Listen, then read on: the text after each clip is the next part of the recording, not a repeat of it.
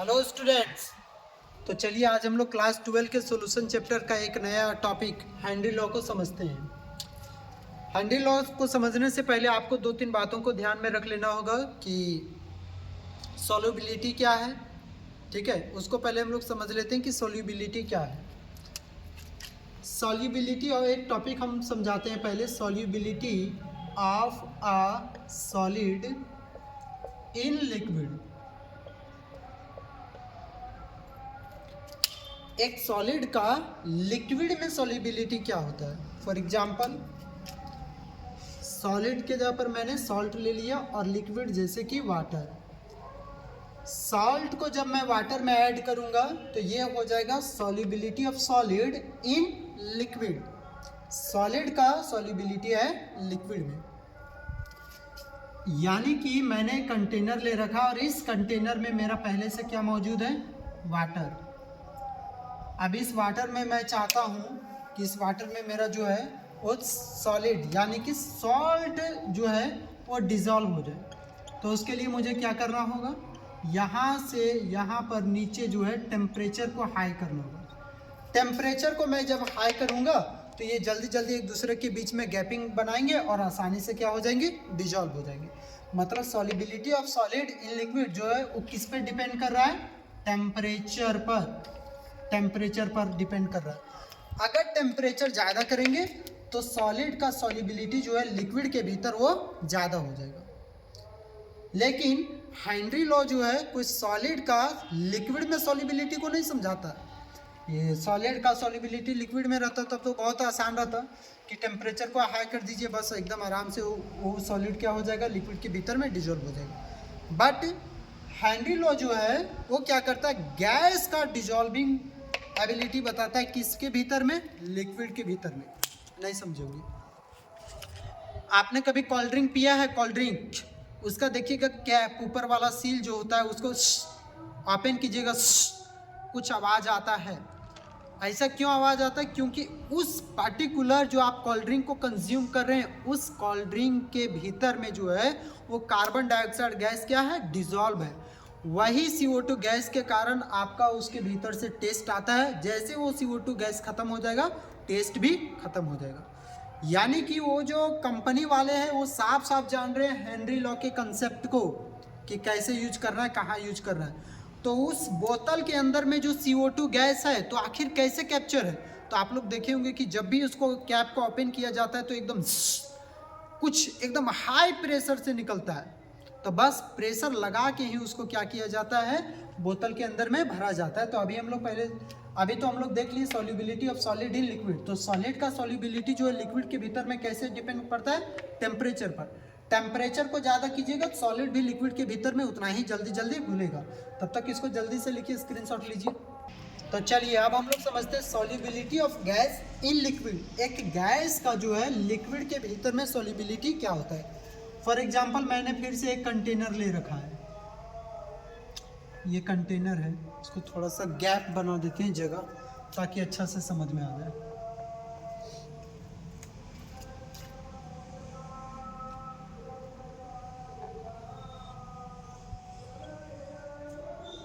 Container, और इस container के भीतर में मैंने जो है एक सॉल्वेंट ले रखा है, सॉल्वेंट।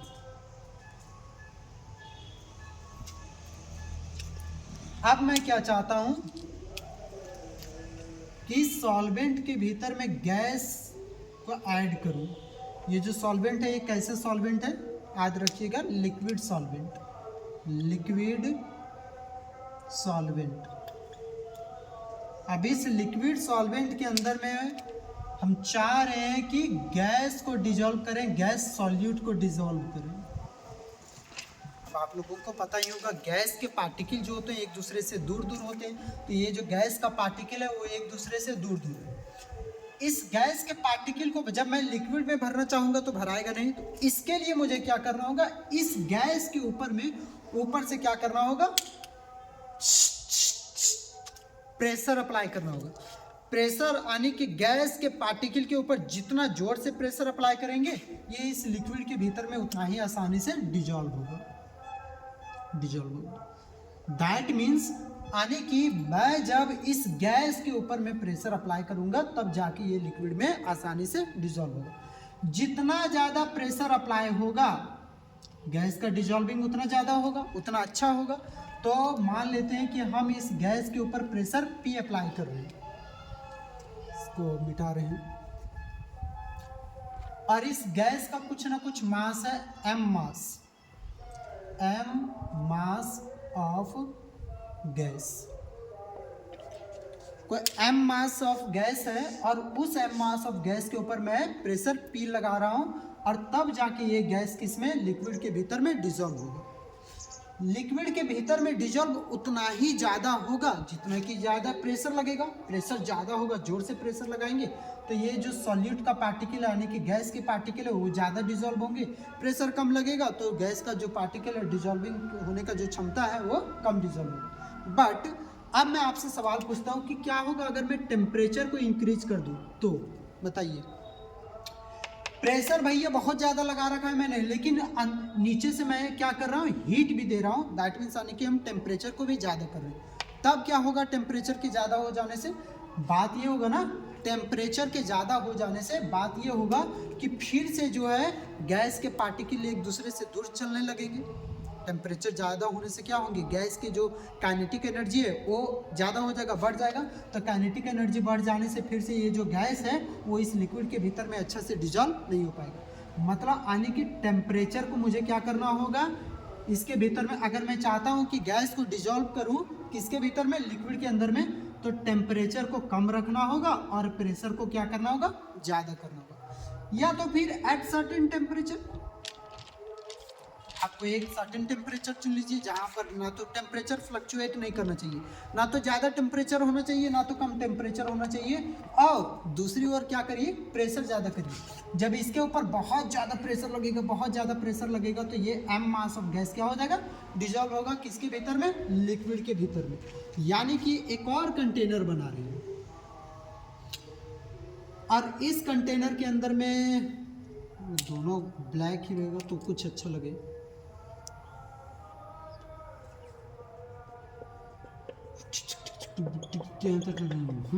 ये हो गया काम।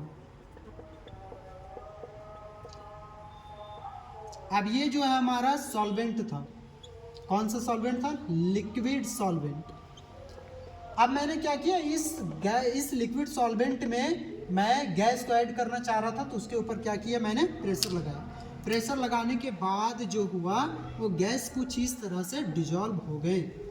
अब गैस का डिजोल्विंग क्षमता उस पर डिपेंड करेगा, सीधा सीधी प्रेशर पर। प्रेशर ज़्यादा होगा गैस ज़्यादा डिजोल्व होगा, प्रेशर कम होगा तो गैस कम डिजोल्व होगा। तो m mass of gas, gas कितना ज़्यादा डिजोल्व हो सकता है उसका मास सीधा सीधी किस पर डिपेंड कर रहा है, प्रेशर पर। अगर प्रेशर को कम रखेंगे तो गैस का मास भी कम डिजोल्व होगा, प्रेशर को ज़्यादा करेंगे, ज़्यादा जोर से दबाएंगे तो गैस का मास भी ज़्यादा डिजोल्व होगा। मतलब यहाँ पर मैं बोल सकता हूँ कि mass of m mass of dissolved gas is directly to the applied pressure, है ना, applied pressure। जितना ज़्यादा प्रेशर अप्लाई करिएगा इसका डिजोल्व होने का क्षमता भी उतना ज़्यादा होगा। दैट मीन्स यानी कि मास को मैंने m ले रखा है, directly proportional to the applied pressure यानी कि P। अब ये जो मास है वो मेरा सीधा सीधे किस पर डिपेंड करता है, मास डिपेंड करता है मोल्स पर। मास ज़्यादा होंगे नंबर ऑफ मोल्स भी ज़्यादा, मास कम तो नंबर ऑफ मोल्स भी कम। अब मास और मोल्स दोनों में क्या रिलेशन है तो इसको समझते हैं हम लोग। समझिए इस दोनों में क्या रिलेशन है। आपने एक टॉपिक पढ़ा होगा number of moles, moles concept में नंबर ऑफ मोल्स, इसका फॉर्मूला क्या होता है, given mass to the molar mass. उस कंपाउंड का मोलार मास जो आप कंपाउंड लिए, तो आप जो भी कंपाउंड लीजिएगा उस कंपाउंड का मोलर मास तो फिक्स रहेगा। फॉर एग्जांपल मोलर मास कभी चेंज नहीं होगा उस कंपाउंड के लिए। आपने NaOH सोडियम हाइड्रोक्साइड ले रखा है तो उसका मोलर मास सेम ही रहेगा, जितना भी होगा सेम आएगा। उसी तरह से मैंने H2O ले रखा है तो H2O का भी मोलर मास सेम ही आएगा, जितना भी आएगा 18 ग्राम पर मोल सेम आएगा। ठीक है। उसी तरह मैंने CO2 का ले रखा है, तो CO2 का 12, 32, 44 44 ग्राम पर मोल। मतलब आप जो भी कंपाउंड लीजिएगा उसका मोलार मास कभी भी ना तो बढ़ेगा और ना ही घटेगा, वो फिक्स रहता है। तो मोलार मास तो कभी भी बदलेगा नहीं, वो हमेशा क्या रहेगा, कांस्टेंट। अब यहाँ पर देखिए क्या दोनों में बच जा रहा है, एक तो है ऊपर में गिवन मास और यहाँ पर है नंबर ऑफ मोल्स। यानी कि अगर मास को बढ़ाया जाए, मास ज़्यादा हो जाएगा तो उसका नंबर ऑफ मोल्स भी ज़्यादा होगा। तो इसमें मैंने क्या ले रखा है कि mass of dissolve gas, mass of dissolve gas is directly proportional to the applied force. Applied force नहीं, प्रेशर, अप्लाइड प्रेशर। तो मास ज़्यादा तो नंबर ऑफ मोल्स भी ज़्यादा, यानी कि यहाँ पर m ले रखा है, ठीक है। तो नंबर ऑफ मोल्स को मैं क्या बोल सकता हूँ, मोल फ्रैक्शन भी बोल सकता हूँ। नंबर ऑफ मास, मास किसके बराबर होता है, ये जो मास है वो बराबर होता है नंबर ऑफ मोल्स के, और नंबर ऑफ मोल्स किसके बराबर होता है, नंबर ऑफ मोल फ्रैक्शन के। तो मोल फ्रैक्शन को हम लोग किससे डिनोट करते हैं, x से। इसको मैं मिटा के लिख रहा हूँ थोड़ा सा। पहले क्या था कि mass of dissolve gas is directly proportional to the applied pressure. Pressure ज़्यादा होगा तो उसका जो गैस का मास है वो भी ज़्यादा डिजॉल्व होगा, प्रेशर कम अप्लाई होगा तो गैस का जो मास है वो भी कम डिजॉल्व होगा। अब इसी को मैंने क्या कर रखा था कि नंबर ऑफ मोल्स, ये मोल्स पर डिपेंड करता है, तो moles directly proportional to the applied pressure. अब ये जो मोल्स है उसी को हम लोग क्या कहते हैं, मोल फ्रैक्शन। तो अब मैं लिख रहा हूँ यहाँ पर मोल फ्रैक्शन ऑफ डिजॉल्व्ड गैस।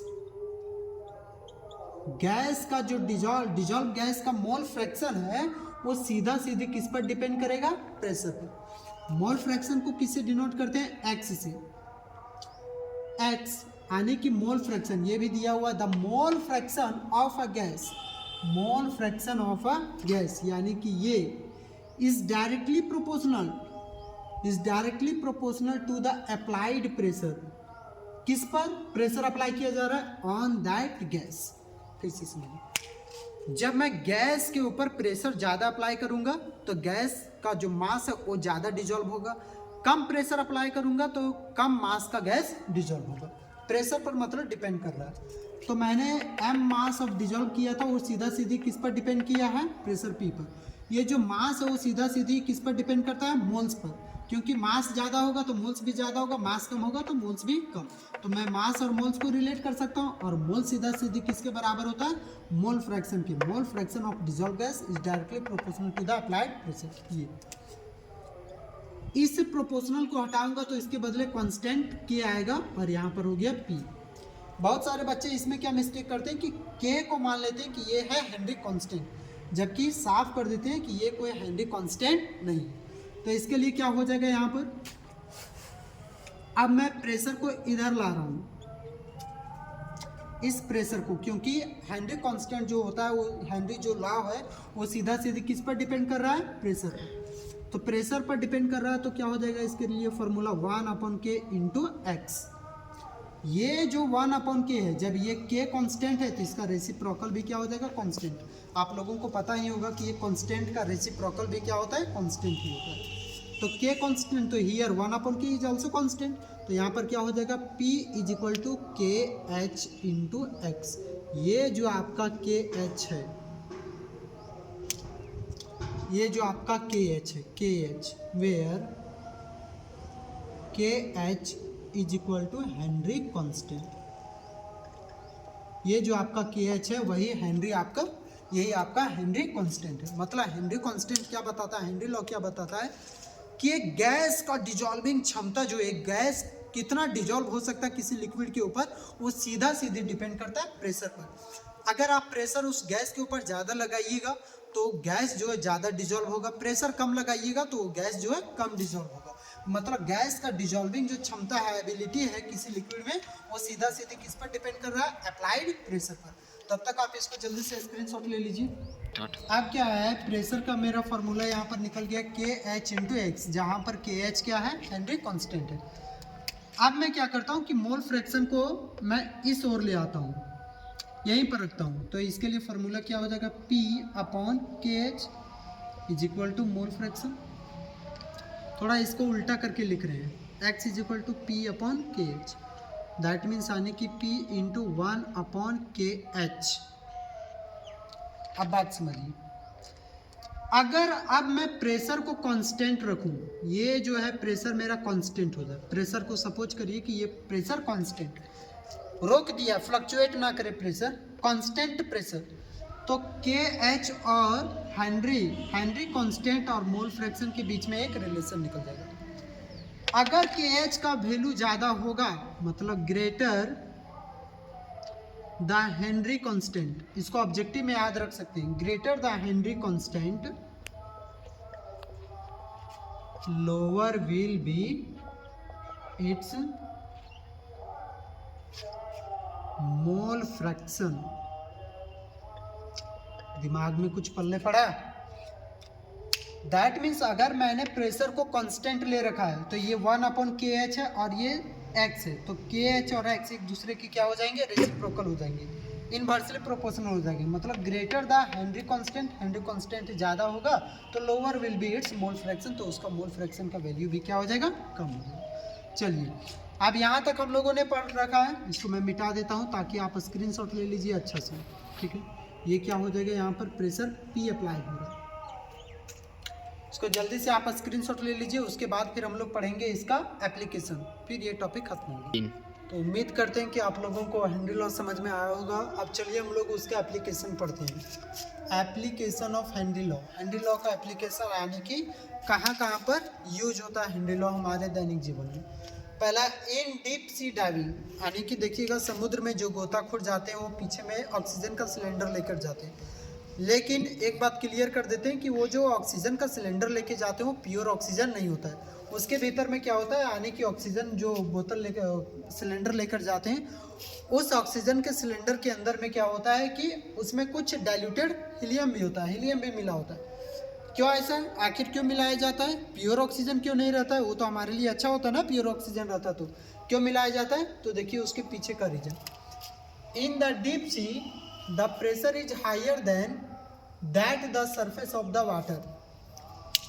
आप जानते होंगे कि कहीं पर भी जब हम लोग डीप चलते जाते हैं धरती के अंदर, ठीक है, डीप सी यानी कि आप समुद्र के भीतर में एकदम चलते जा रहे हैं, गहराइयों में चलते जा रहे हैं, तो वहाँ पर उसका प्रेशर क्या होगा, ज़्यादा होगा।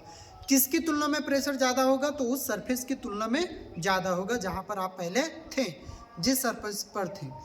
सरफेस की तुलना में नीचे जाने से उसका प्रेशर क्या होता है, बढ़ता है। मतलब यानी कि इन द डीप सी, जब समुद्र में गोताखोर जाते हैं वहाँ पर डीप सी में समुद्र के भीतर में प्रेशर इज हायर, ज़्यादा प्रेशर होता है then that the surface of the water के सरफेस की तुलना में। And whence diver come out, और जब डाइवर जो समुद्र से बाहर आते हैं, अब जैसे कि समुद्र के अंदर जा रहे हैं तब तो प्रेशर पूरा मिल रहा है, मतलब ऑक्सीजन पूरा मिल रहा है, कोई दिक्कत नहीं है। लेकिन जैसे ही आप समुद्र के भीतर से ऊपर ऊपर ऊपर ऊपर आते जाते हैं तो सबका क्या हो जाएगा कि धीरे धीरे अचानक से सबका प्रेशर क्या होने लगता है, कम होने लगता है, मतलब यानी कि शरीर में जो है नाइट्रोजन, ऑक्सीजन, ये सब का कमी होने लगता है। ठीक है, क्या बोल रहा है कि and when diverse come out the surface of the water, जैसे ही डाइवर जो है नीचे से वाटर सरफेस में आने लगते हैं, द प्रेशर डिक्रीज, प्रेशर क्या होता है, डिक्रीज होने लगता है। मतलब पहले नीचे जा रहा है तो उस टाइम प्रेशर बहुत ज़्यादा था, अब नीचे से क्या होने लगता है, ऊपर आता है तो उस टाइम उसका प्रेशर अब क्या होने लगेगा, कम। And dissolve nitrogen comes back from blood, और जो हमारे ब्लड में जो नाइट्रोजन है, जो ऑक्सीजन के साथ नाइट्रोजन जो डिजॉल्व है, वो क्या करने लगते हैं, नस कम प्रेशर होने के कारण से हमारे शरीर से ऑक्सीजन और नाइट्रोजन बहुत ही तेज़ी से क्या होने लगते हैं, खाली होने लगते हैं। क्योंकि आप जब नीचे जा रहे थे तो उस टाइम क्या हो रहा था, प्रेशर बढ़ रहा था, दैट मीन्स ऑक्सीजन भरपूर आ रहा था, कोई दिक्कत नहीं था। लेकिन अब क्या हो गया कि आप नीचे से ऊपर आ रहे हैं तो प्रेशर क्या हो रहा है, कम हो रहा है। प्रेशर कम हो रहा है यानी कि आपके बॉडी में नाइट्रोजन जो है, ऑक्सीजन जो है, इन दोनों का कमी जो है बहुत ही तेज़ी से हो रहा है, बहुत तेज़ी से हो रहा है। तो वहाँ पर कमी होने के कारण से नाइट्रोजन क्या करने लगते हैं, हमारे जो वेन्स है, नस है, उसमें बबल्स बनाने लगते हैं, मतलब फौकना फूल जाता है। ठीक है, तो बबल्स बना मेक्स बबल इन वेन्स, हमारी नसों में क्या बन जाता है, बबल्स बन जाते हैं। इस कारण से वो क्या हो सकता है, हमारा नस वगैरह क्या हो सकता है, फट सकता है। तो वैसी स्थिति में प्योर ऑक्सीजन नहीं, hence divers use oxygen diluted with helium, वैसे ऑक्सीजन का यूज करते हैं जो कि किससे डाइल्यूट होता है, हीलियम से डाइल्यूट होता है, क्योंकि वहाँ पर जो आप नीचे थे तो उस टाइम प्रेशर एकाएक बहुत ज़्यादा था, आप ऊपर आने लगेंगे तो एकाएक प्रेशर बहुत ज़्यादा कम होने लगेगा। तो प्रेशर क्या हो रहा है, अचानक से फ्लक्चुएट हो रहा है, तो उस फ्लक्चुएशन को मेंटेन करने के लिए क्या ले लिया जाता है, हीलियम को डाइल्यूट कराया जाता है। नेक्स्ट एप्लीकेशन है in packing of soda cans. Soda cans अभी मैंने थोड़ी देर पहले बताया था वीडियो की शुरुआत में कि जब भी आप देखते होंगे कि आप कोई भी कोल्ड ड्रिंक लेते हैं तो उसमें क्या होता है, गैस डिजोल्व किया जाता है, उस सील को आप ओपन करते हैं तो आवाज़ आता है कुछ, तो कौन सा गैस भरा होता है, CO2 गैस भरा होता है। जितना तेज़ी से, जितना ज़्यादा जोर से उसमें CO2 गैस जितना प्रेशर से भरा जाएगा, उस चीज़ का जो टेस्ट है वो उतना ही अच्छा से आएगा, और कम प्रेशर से भरा जाएगा तो टेस्ट भी कम आएगा। देखिएगा अक्सर क्या होता है कि उस बोतल का केन का जो ढक्कन होता है वो खुल जाता है, और उसके बाद कुछ देर हो जाता है तो फिर उसका सारा का सारा टेस्ट क्या होने लगता है, धीरे धीरे गायब होने लगता है। मतलब यानी कि उसका टेस्ट वो सीधा सीधे किस पर डिपेंड कर रहा है, उस गैस पर। कौन सा गैस पर, याद रखिएगा ऑब्जेक्टिव के दृष्टिकोण से CO2 गैस पर। Soda water bottles are always used packet, मतलब यहाँ पर सोडा वाटर बोतल का बात कर रहा है, are always used packed under higher pressure, मतलब ज़्यादातर प्रेशर उसमें दिया जाता है टू इंक्रीज द, किस लिए दिया जाता है ज़्यादातर प्रेशर, इसलिए to increase the solubility of CO2 gas, solubility CO2 gas के सॉल्युबिलिटी को बढ़ाने के लिए, ताकि ज़्यादा से ज़्यादा गैस उसमें घुल सके, इसलिए प्रेशर को भी ज़्यादा रखा जाता है। ज़्यादा प्रेशर होगा तो डिजोल्व भी ज़्यादा होगा, कम प्रेशर होगा तो डिजोल्विंग भी कम हो जाएगा। तो यहाँ पर हम लोग का हेनरी लॉ समाप्त होता है। नेक्स्ट वीडियो में हम लोग रॉल्स लॉ को समझेंगे।